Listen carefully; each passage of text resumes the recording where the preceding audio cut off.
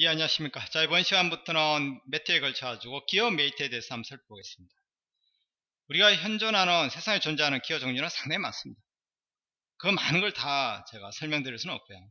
일반적으로 많이 우리가 접하게 되는 평기어, 헬리컬 기어, 그리고 베벨 기어, 레거 피니언 이런 거 위주로 해서 설명을 드리도록 하겠습니다. 기어 메이트라는 것은 말이 기어지 사실은 뭐죠?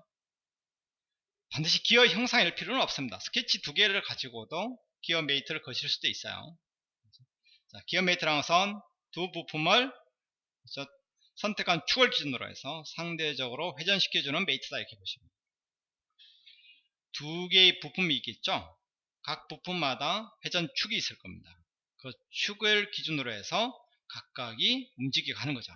한쪽으로 움직이면 그 비율에 따라서 다른 것들이 같이 움직여가는 겁니다. 같은 방향, 다른 방향으로 이렇게요. 자, 기어 메이트 회전축으로 선택할 수 있는 요소는 이런 원통면, 원추면, 축, 직선 모서리 모든 게 다 가능합니다. 상대적으로 회전하려는 두 부품은 어느 것이나 메이트 할 수 있습니다. 기어 메이트를 걸 수가 있어요. 꼭 기어 형상에 대해서만 기어 메이트를 걸 수 있다 그런 건 아닙니다.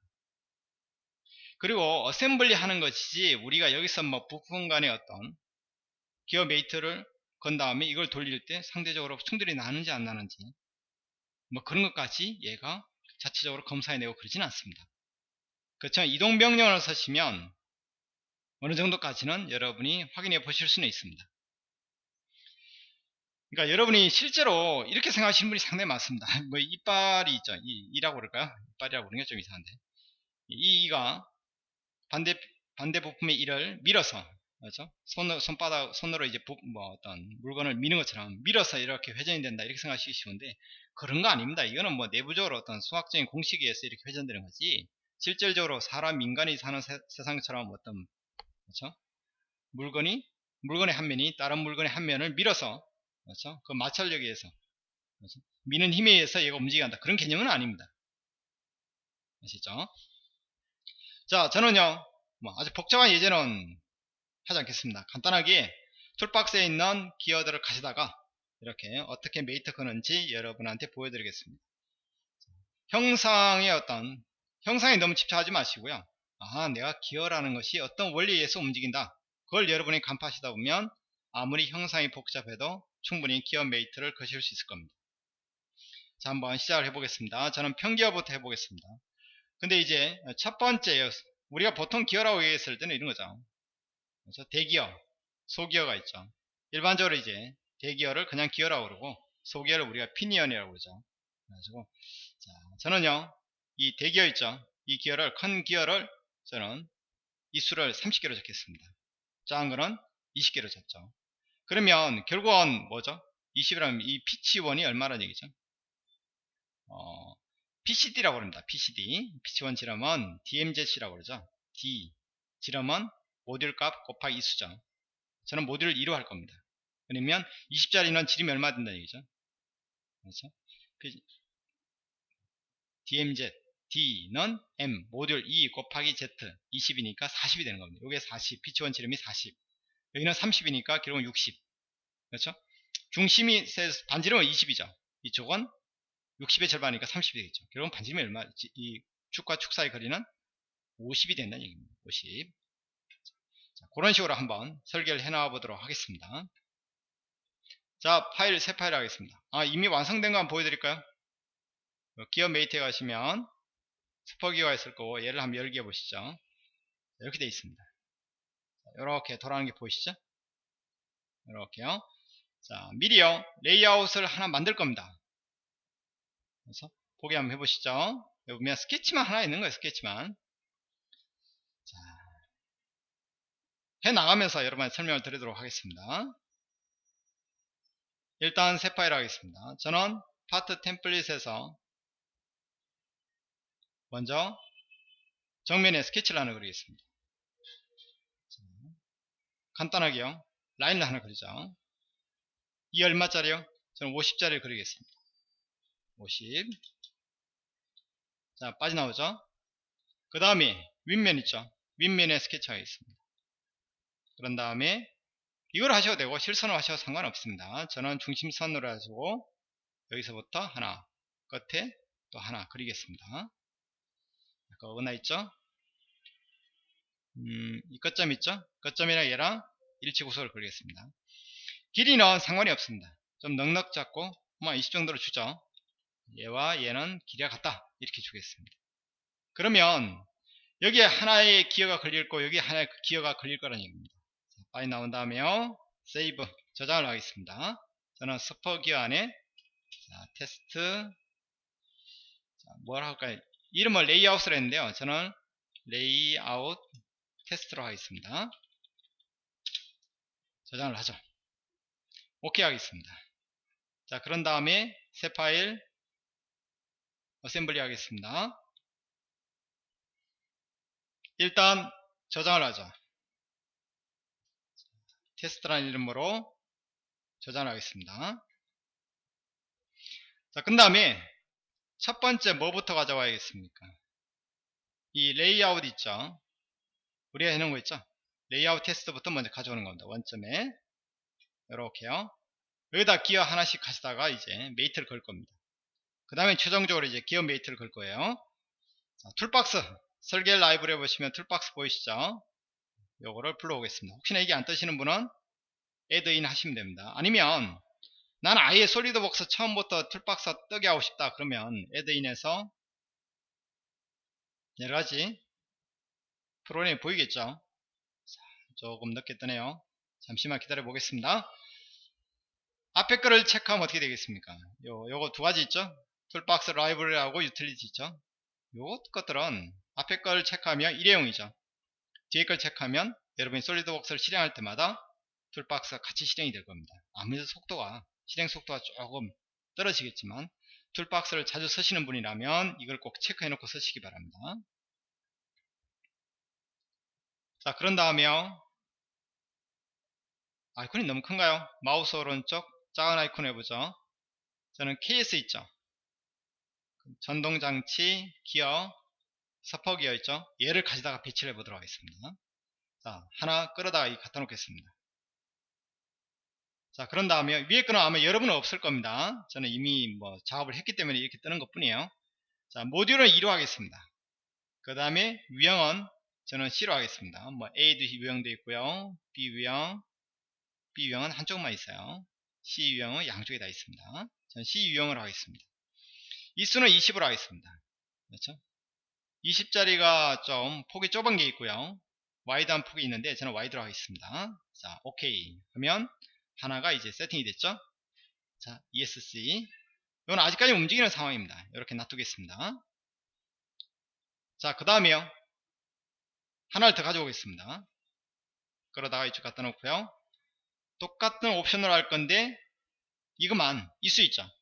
이 수만 30짜리로 하겠습니다. 30 와이드 쪽으로 하겠습니다.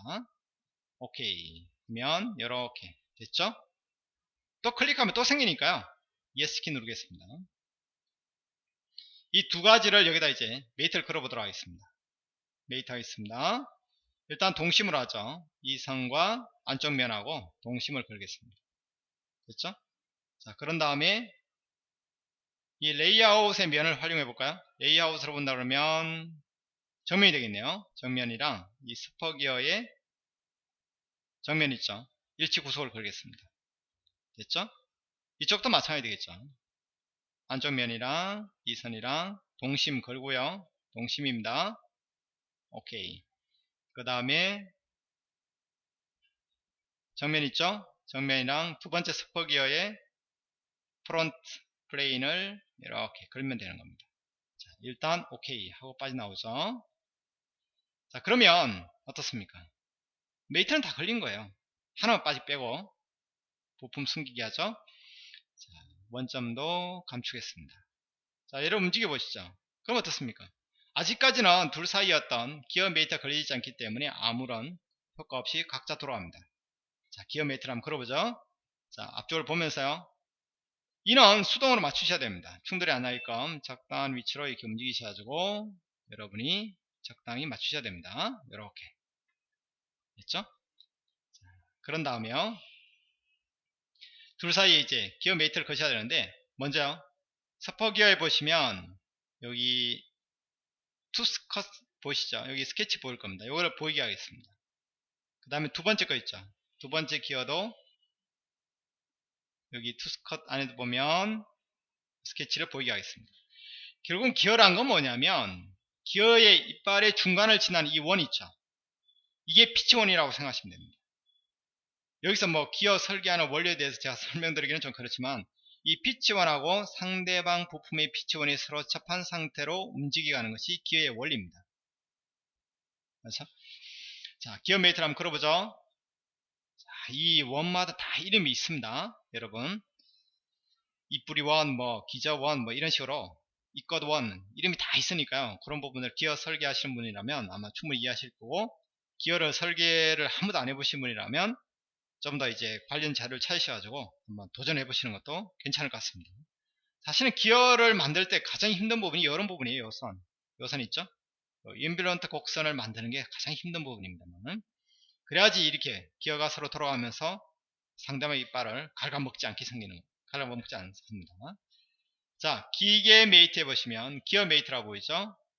메이트 그런 것 자체는 아주 쉽습니다. 어떻게 해요? 피치원을 서로 잡아주면 됩니다. 이 피치원 잡고요. 이 피치원 서로 접하는 피치원을 잡아주면 됩니다. 외부에서 가져온 기어 형상을 가져왔다. 그럼 당연히 스케치가 없을 거 아닙니까? 그럼 어떻게 잡느냐? 아주 간단합니다. 그냥 이 바깥쪽 이 모서리를 잡았다 그러면 얘도 바깥쪽 모서리를 잡아주면 됩니다. 안쪽 모서리를 잡았다? 그럼 안쪽 모서리를 잡아주면 되는 거예요. 왜? 기어랑 것은 서로 상대적인 비율 값일 뿐이지. 알죠? 자, 그럼 저는 이 스케치가 있으니까요. 보면서 피치원을 잡아주겠습니다. 첫 번째 거, 두 번째 거 잡으면 자동적으로 비율이 결정이 됩니다.